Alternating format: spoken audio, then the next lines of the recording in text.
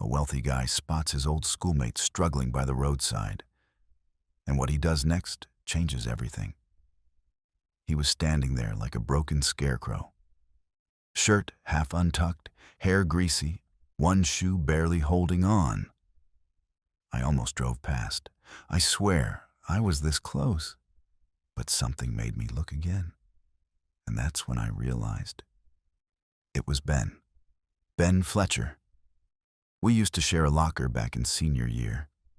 And now he's standing by the freeway with a cardboard sign that says, "Just need a second chance." I pulled over so fast the guy behind me honked like he wanted to kill me. I didn't care. I jumped out, yelled, "Ben?" He squinted. For a second I thought he didn't recognize me. Then his eyes went wide. "No way," he said. "Eli?" And then he laughed. The kind of laugh that's more disbelief than joy. "Of all the people," he muttered, shaking his head. "You?" He looked like he hadn't slept in days. Face was sunburnt, hands cracked. And the smell?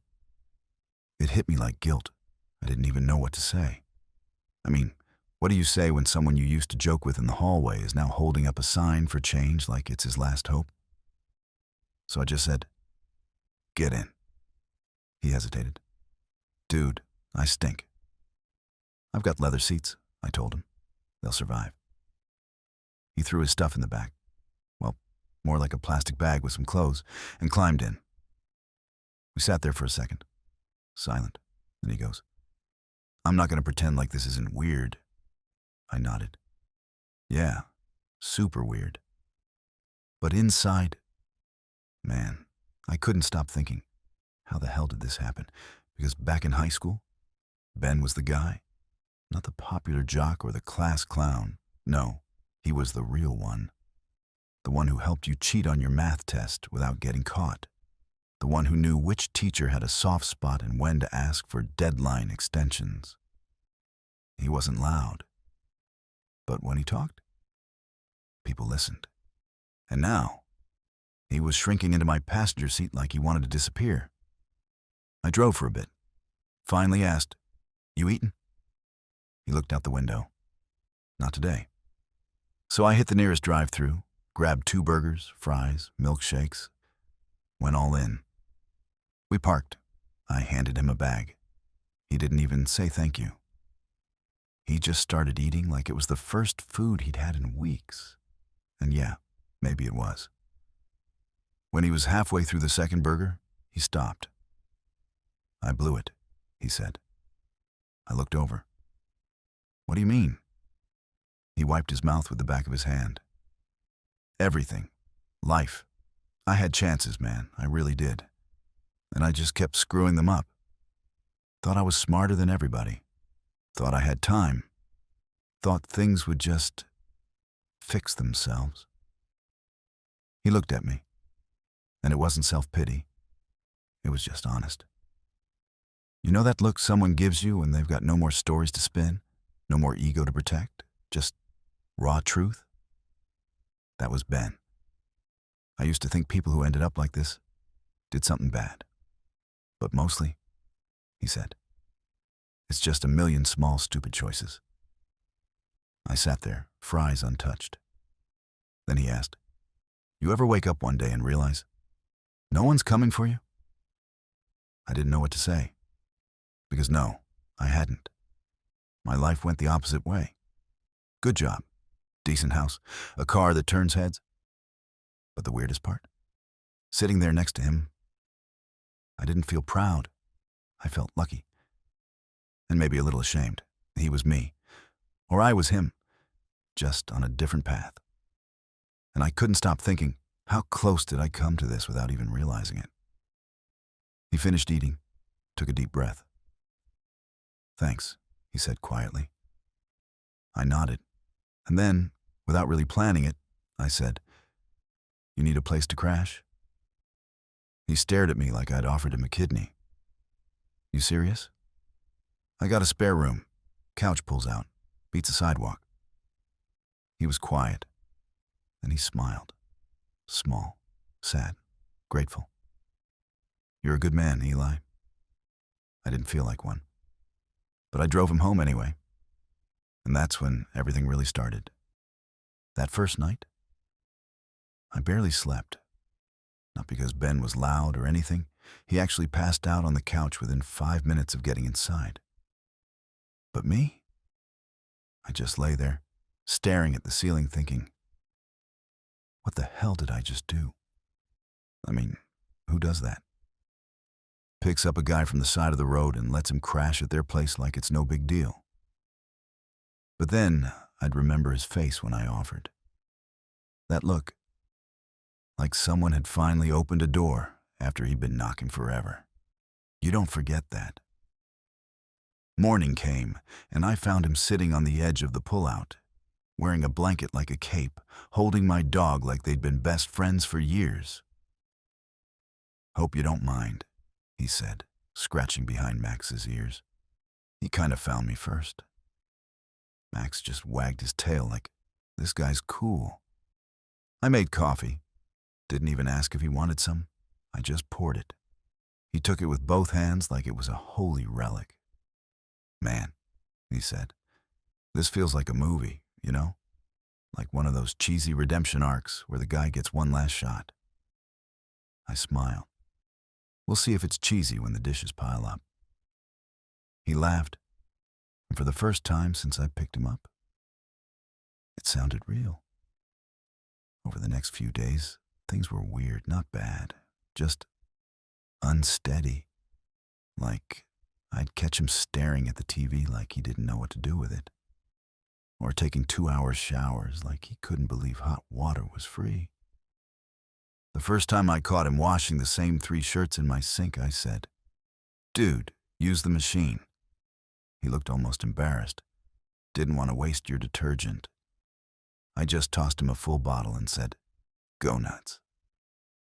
And then, slowly, something shifted. He started helping out. Cleaned the bathroom without me asking. Cooked pasta that tasted better than any takeout I'd ever had. Turns out, Ben could actually cook. "Worked in kitchens for a bit," he said one night. "Fast food diners, fancy places, until I screwed that up too." But he didn't say it like he was whining. More like facts, just the way it went. Then came the night I came home late from work. Walked in, dropped my bag, and there he was, sitting on the floor, laptop open, resume pulled up. I didn't say anything, just leaned over the couch and watched. Trying to piece together 10 years of chaos into something that doesn't scream, "hire at your own risk," he said without looking up. I laughed. "If you need help, I've got some old templates." "I need help," he said. No hesitation, no ego, just honesty. So we sat there, 2 grown men on the living room floor, Googling best verbs for resumes, like our lives depended on it.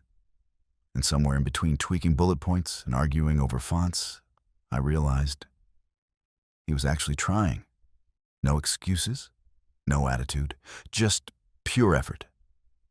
And that hits different. The next week, I drove him to a couple interviews. One at a coffee shop, one at some warehouse gig.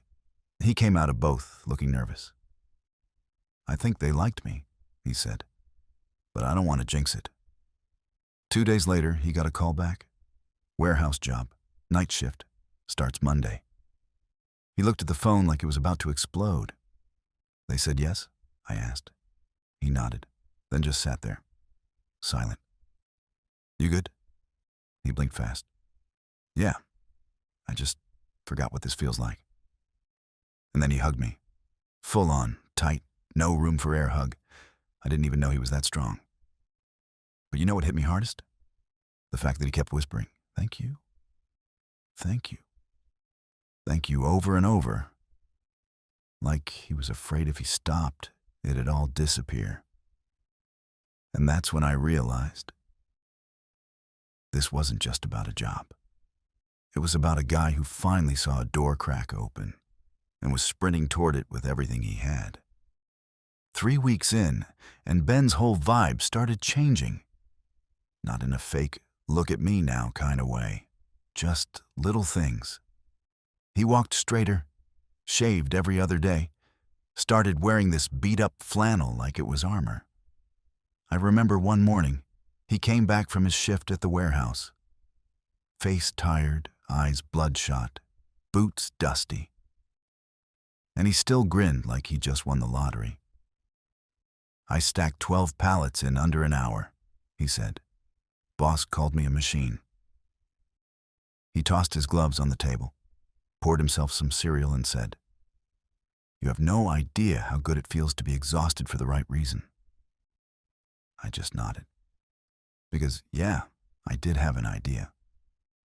But for him, it wasn't just work. It was proof. Proof that he could show up, push through, and not break. He still slept on the couch.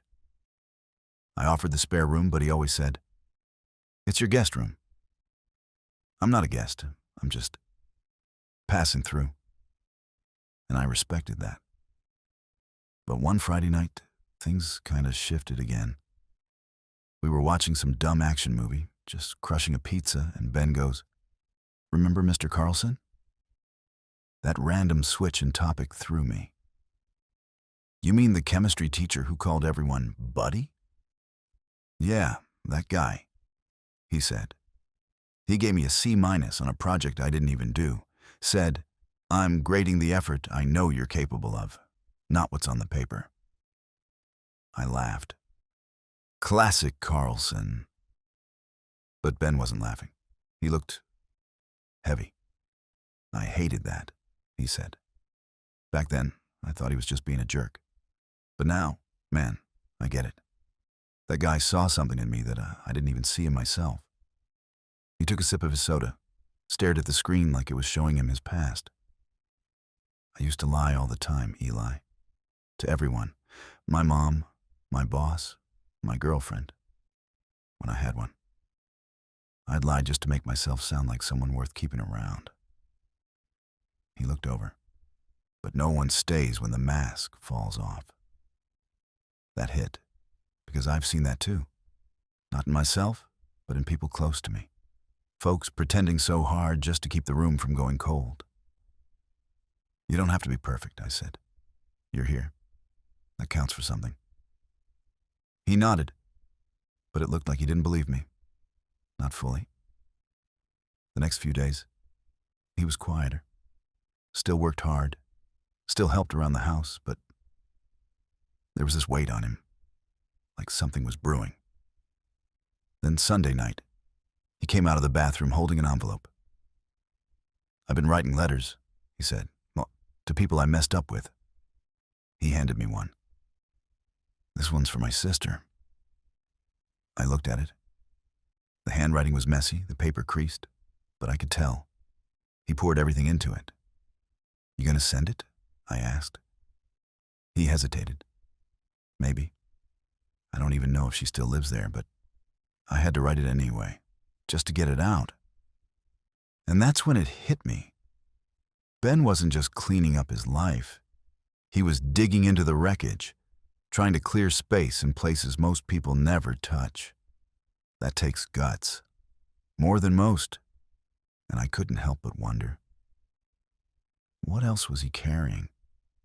Because something told me this was just the beginning. I found him outside at 2 a.m., just sitting on the curb in front of the house, barefoot, hoodie on, holding a cigarette. He wasn't even smoking. At first, I thought something happened. "Ben?" I called out. He looked up slow, eyes tired, not just from work, like something deeper was eating at him. "Couldn't sleep," he mumbled. I sat next to him. Didn't say anything at first, just waited. Eventually he said, "You ever do something so bad that even if nobody ever finds out, you can't forget it?" I didn't answer.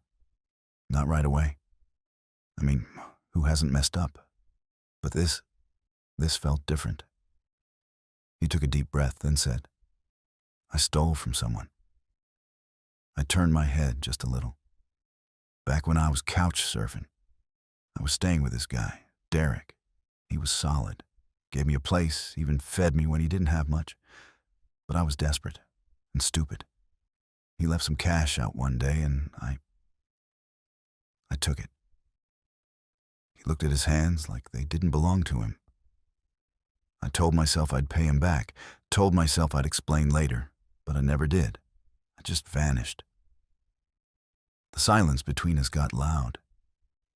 I keep thinking, he went on, what if someone did that to me now? What if I got home and my stuff was just gone? Wouldn't I hate that guy? He looked over. I was that guy. I wanted to say something like, people change, or you're doing better now. But it didn't feel right. So I just asked, have you tried reaching out? He shook his head. I don't even know if he'd want to hear from me, or if I deserve that. I thought about it for a second, then said, maybe it's not about what you deserve. Maybe it's about making things right anyway. He didn't say anything, but I could tell something shifted. The next day, he asked to borrow my laptop. Sat at the kitchen table for hours, typing. Didn't touch his coffee, barely moved. That night, he handed me another letter. Derek, he said. Don't know if he'll read it, but I needed to write it. I read it later. It was brutal, honest. No excuses, no justifying. Just a full-on confession and apology, with a promise to repay everything, even if it took years. That was the moment I realized. Ben wasn't trying to rebuild his life. He was trying to rebuild himself, from the inside out. Later that week, something happened I didn't expect. I came home and found my boss's car in the driveway. I froze for a second, walked in, and there's Ben, sitting at the table with him, laughing. My boss stands up, pats Ben on the shoulder, and goes, "Didn't know you had people like this in your corner, Eli." I was confused as hell. Ben just smirked and said, "Hope you don't mind." He came by to drop off a project file. We got talking. My boss looked at me and said, "He's got a brain on him. If he ever wants something better than night shifts, tell him to call me." After he left, I just stared at Ben. He raised his eyebrows. "What?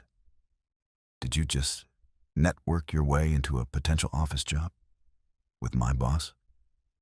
He grinned. I was charming. What can I say? And yeah, I laughed. I had to. Because that was Ben. Even at his lowest, there was always this spark. Now, it was turning into fire. And I couldn't help but think, maybe this wasn't a comeback story.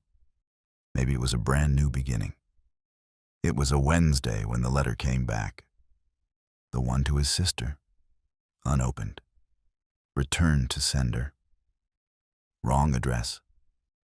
I found it in the mailbox, thick and bent like it had been through hell just to say no. When I handed it to Ben, he stared at the envelope like it punched him in the chest. He didn't say anything.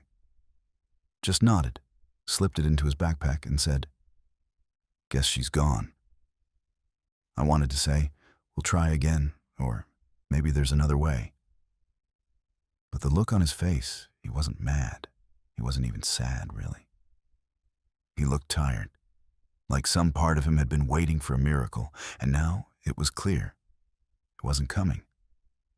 That night, he didn't talk much. Made dinner, cleaned up, watched part of a game on TV, then went to bed early. And for a while after that, things got quiet again.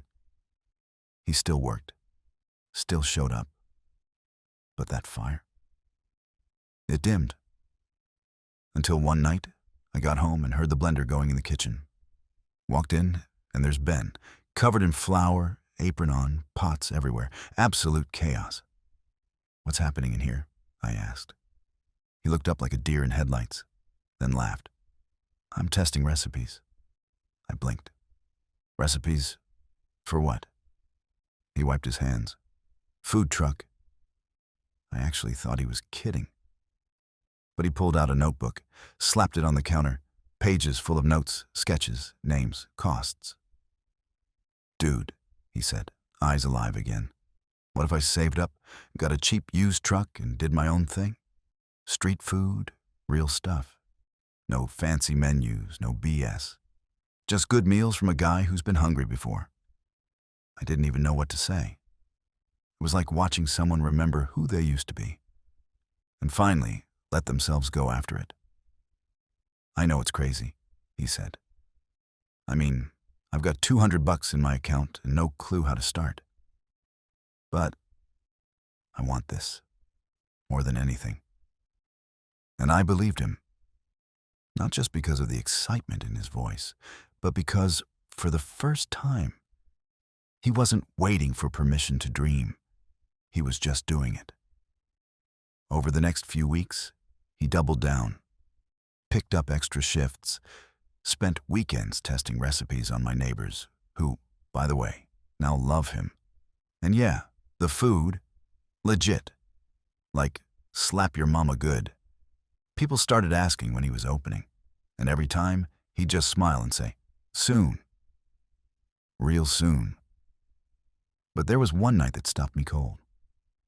I came into the kitchen late. Ben was washing dishes, humming, just chill. And then he said, like he was thinking out loud, "You know what I really want?" I leaned on the counter. "What?" He kept his eyes on the dishes. "I want to build something that outlives me. Not big, not flashy. Just something that says, I was here. I mattered, even if it was just a damn taco cart on a side street." I didn't say anything. Just let it hang there, because that hit deep. And I couldn't help but think, how many of us are chasing stuff that won't mean a thing in the end? While this guy just wants to leave behind a little proof he was worth something? Yeah, that stuck with me. Still does. Still. So yeah, that's how it ended. Or I guess, how it started. Because now it's been almost a year. Ben's still here, still working that job. Actually, 2 jobs now. He picks up shifts at this little bike shop a couple blocks away. First, it was just cleaning up, organizing parts. Then they let him start doing repairs. Now, he's designing custom builds.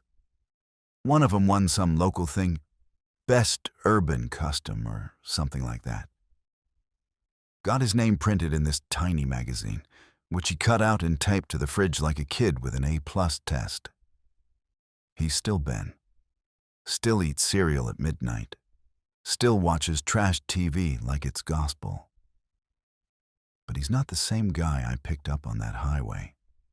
Not even close. And I think about that moment all the time. The one where I almost drove past him. Like, if I'd blinked a second later, if I'd just kept going, what then? Would he still be out there? Would he still be alive? Because let's be real, he never said it outright, but I think he was done that day. Not just tired, not just lost, done. And it makes you think, how many people do we pass by every day, heads down, pretending they're invisible? Who are that close to giving up? What would happen if we didn't just keep walking? What if we said, "Hey, come in"? Just for a bit. I'm not saying everyone can do what I did. I know it's not always that simple, but man, sometimes one "you good" can change someone's entire damn life. I saw it happen. I see it every day.